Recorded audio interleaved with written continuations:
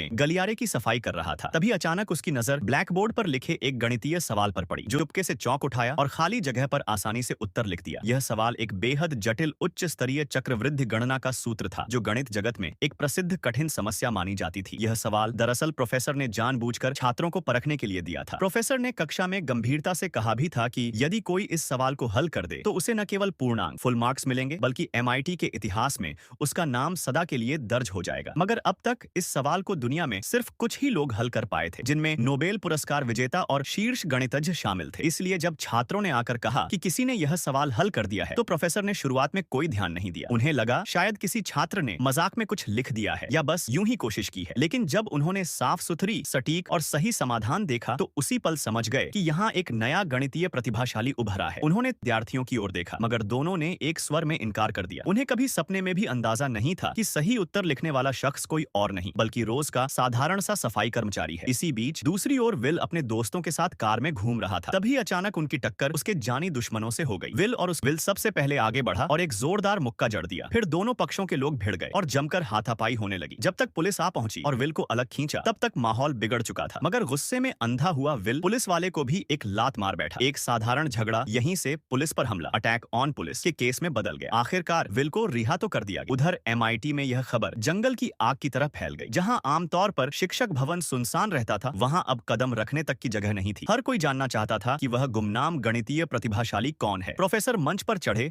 और जोर से नाम पुकारा। सारी नजरों का रुख मंच की ओर मुड़ गया, मगर जिसे सब इंतजार कर रहे थे, वह प्रतिभा अभी तक सामने नहीं आया। नेक्स्ट पार्ट के लिए सब्सक्राइब करो।